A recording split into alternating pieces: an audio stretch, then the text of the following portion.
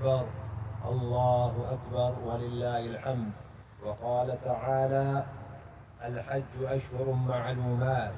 وقال تعالى فإذا قضيتم مناسككم فاذكروا الله كذكركم آباءكم أو أشد ذكرا. وقال تعالى ومنهم من يقول ربنا آتنا في الدنيا حسنة وفي الآخرة حسنة وقنا عذاب النار. وقال تعالى لن ينال الله لحومها ولا دماؤها ولكن يناله التقوى منكم. صدق الله العظيم. Alhamdulillah, Allah subhanahu wa ta'ala has blessed us with this great opportunity of once again meeting, not just meeting to socialize, but meeting to fulfill an obligation, an act of ibadah, an act in which we are to leave this place, insha'Allah, more united, more together, and more increase in our iman, knowing full well that shaitan also has a plan, as Allah says, إِنَّهُ لَكُمْ عَدُوٌ مُبِينٌ, wherein Allah says, realize he is your open enemy and he'll do everything within his control to divide you. Just yesterday there was a conversation that was taking place wherein a person says, but how is it, so and so is a disbeliever in Allah, so and so they're living what a tranquil life, and look at us as Muslims, we are having all these challenges. And I'll never forget what the 17-year-old child said. It blew my mind. He said the following: that's because Allah says in the Quran, shaitan is going to be given this leverage to attack us from left, right, front, back, top, bottom. So while shaitan knows his job, we have to ask ourselves, what is my job? What is my relationship with Allah? And what can I do to make it stronger, especially on these critical days and critical moments? Having said that, one of the things that we have to talk about, because otherwise a talk will be incomplete at this time, and that is the topic very briefly of Hajj.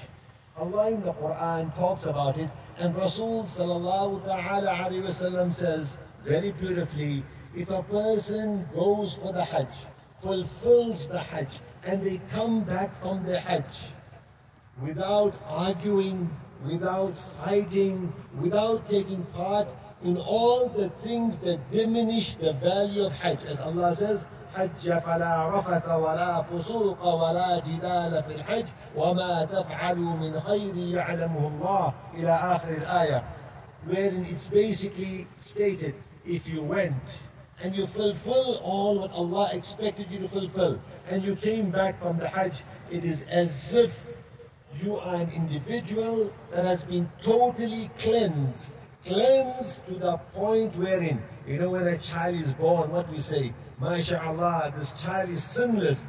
You will be, inshallah, in that category. But the question is, how do you attain that given outcome? And one way we attain that outcome is by looking at the story of Ibrahim alayhi salam. In particular, looking at what happened at that given sacred spaces that Allah subhanahu wa ta'ala has brought to our existence for a better understanding. So let's go back in history a little bit. Ibrahim alayhi salam is in that magnificent place. As he's there, he's leaving his family behind and he is going. 21st century ideas say, wow, what a cruel man. He left his wife behind. He left his a child behind. Is this what they call a deadbeat dad syndrome? And our religion says, no, it is not that. As he was leaving, his head was down, he was in sorrow, he was in grief. And his wife, in support of him, what does she say? You will do a thing like this only because Allah has commanded you. Am I correct? Here is, they say his nod was a sufficient response by acknowledging that, oh my beloved wife, oh my beloved child, I'm only doing what my Allah subhanahu wa ta'ala expects of me. I'm not doing it because I love seeing you alone in this barren land. His wife, you know, they talk of science and how we have to look at the senses. My brothers and sisters, unfortunately, much of our scientific mind is only left to the lab. Once we leave the lab, we go back to our own mode. When you look at her life, what did she say? She says, perhaps we got to go to that certain area over there.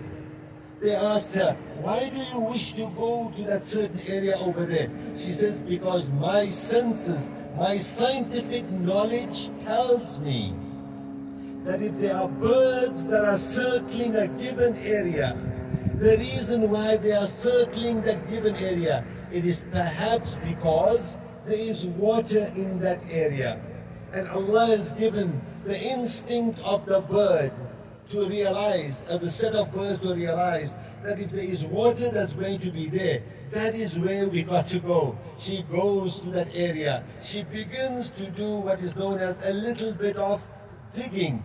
As she's digging, they say, the water began to gush out. Why is Zamzam called Zamzam? Zamzam is called Zamzam because as the water was coming out, she says, stop, stop, stop. I do not want a flood to take place. Imagine, my sisters, if you are wearing your beautiful dresses and water starts coming out, what do you say? You know what you will say. One is you will run, and the other is you'll say enough is enough. Well, likewise, she did it for the sake of survival. Stop, stop. The hadith makes mention, I don't know the strength of the hadith, but it says, let's just put it this way, there's a saying that says the following, had she said, she did not say, had she not said, Zamzam, enough, enough, stop, stop, up till today, the water would be gushing, it'll be as if it is a flood. Showing us, number one, her du'as were accepted for water.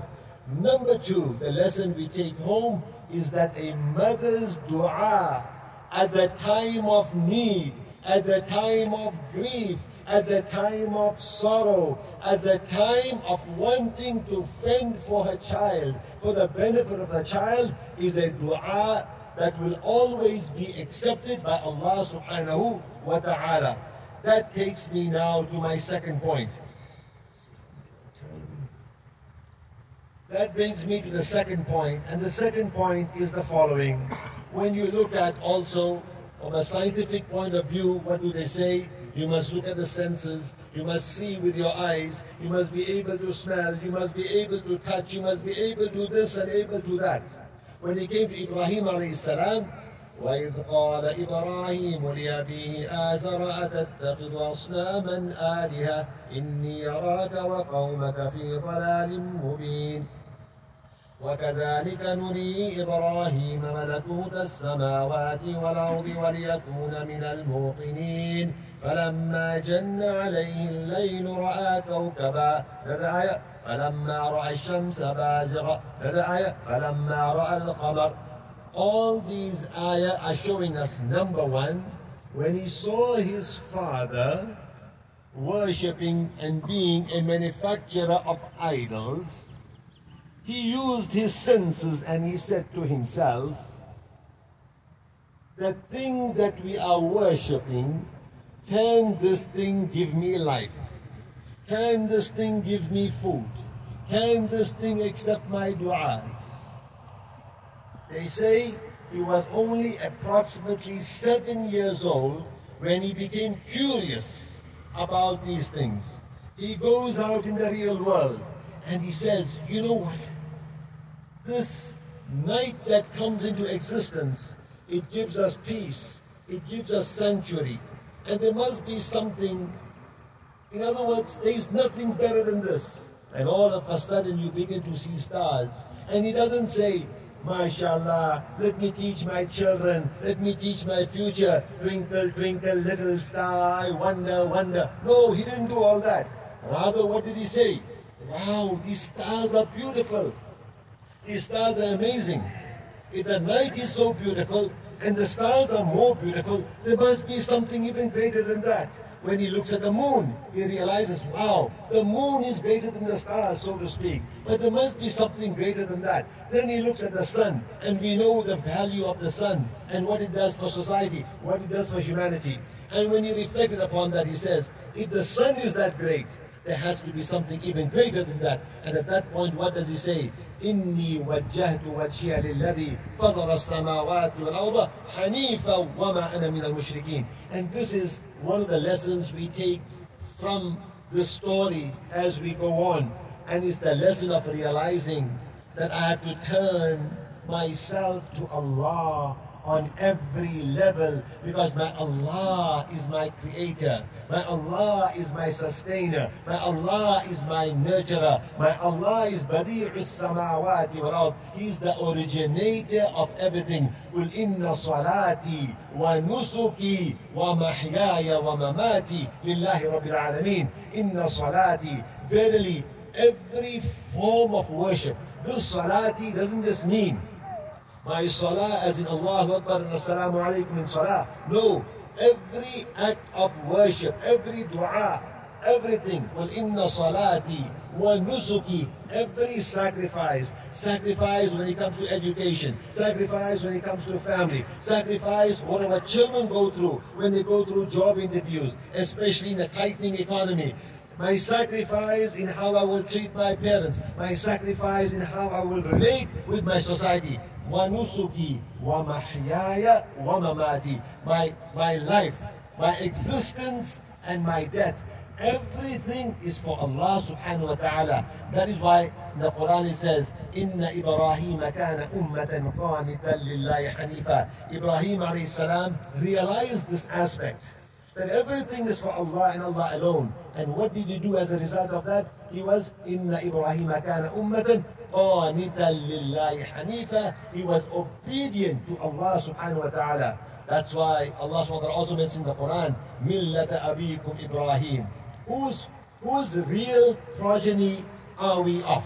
Of course, one is Adam alayhi salam, we understand that. The other is, we are followers of Rasul sallallahu alayhi wa sallam, we understand that. But the Quran says, وَجْتَبَاكُمْ وَمَا جَعَلَ عَلَيْكُمْ فِي الدِّينِ مِنْ حَرَجٍ مِلَّةَ أَبِيكُمْ إِبْرَاهِيمَ وَسَمَّاكُمُ الْمُسْلِمِينَ. You are from the millah, you are from the religious thinking and progeny in part of Ibrahim alayhi salam. And the Quran says, وَسَمَّاكُمُ الْمُسْلِمِينَ. And he was also from amongst those that was the first to title you as a Muslim. So this whole Muslim title, when someone tells you, are you a Muslim, brother? Who called you Muslim? Is it Islam only? You have to say no. Number one is Islam. Number two, I'm a Muslim. And the first one to label me a Muslim was Ibrahim alayhi salam, the father of not just quote unquote our religion, but also the religion of the Jews and Christians and many other faiths as well. That brings me now, inshallah, to my final point. Before I will be handing it over to Brother Rashid, inshallah, will be inviting our honorable guest. So before I hand it over to him, inshallah, the hadith of Rasul sallallahu alayhi wa sallam also makes mention for those of us that have been blessed with the opportunity and ability to sacrifice an animal. On the day of Qiyamah, you will be going forth with the animal that you have sacrificed. And the hadith makes it very beautiful statement regarding this way. It says, you will be called upon to come, quote unquote, with the fiber of that animal, with the nails and the hoof of that animal, and the skin of that animal, and everything that an animal ever possessed. And that will be now your basis of gaining a reward. My brothers and sisters, in Islam, we don't sacrifice animals because we find pleasure in sacrificing the animal. We do so because Ibrahim alayhi salam was called upon to sacrifice an animal in place of the greatest sacrifice that he had done. And we won't go into the story of Ismail in the essence of time. A very, very important point regarding this that we cannot forget is that it's not about killing of the animal as much as it is respecting that animal at the time of sacrifice. That is why it comes in the hadith of Rasul sallallahu alaihi wasallam that animal that we are going to sacrifice, you have to look after it. You have to nurture it. You have to love it. In fact, the hadith even says, don't flicker the knife at the animal itself, because you don't want to give it a death upon a death. In other words, that animal must be so sacred to you that even when you're sacrificing it, you must not do it in front of another animal, because that animal has senses. And the hadith is very, very clear about this. So we derive that while we are here to sacrifice an animal for this given great sacrifice that we are to do it in a loving manner. We are to do it in a respectable manner. We are to do it in a manner in which we abide by not only the law of the land, but more greater, the laws of our religion, which goes a step, in fact many steps, far more ahead. So anyway, we ask Allah subhanahu wa ta'ala to accept the fast that many of you have done throughout these few days. We ask Allah subhanahu wa ta'ala to accept our ibadah. We also ask Allah subhanahu wa ta'ala to accept the hajj of those that have gone for hajj. We ask Allah subhanahu wa ta'ala to bring them back safely. We ask Allah subhanahu wa ta'ala also to give our children the opportunity also, inshallah, to save enough resources to also go down, inshallah, for the hajj itself. Also we ask Allah subhanahu wa ta'ala for those that are coming back, He brings them back, inshallah, safely, and He accepts all the du'as as well. And those of you that have done a sacrifice, may Allah accept it, and also it becomes a means of our paradise. Now inshallah, I will call Brother Rashid to make a few announcements and also invite the guest as part of our program that we agreed upon.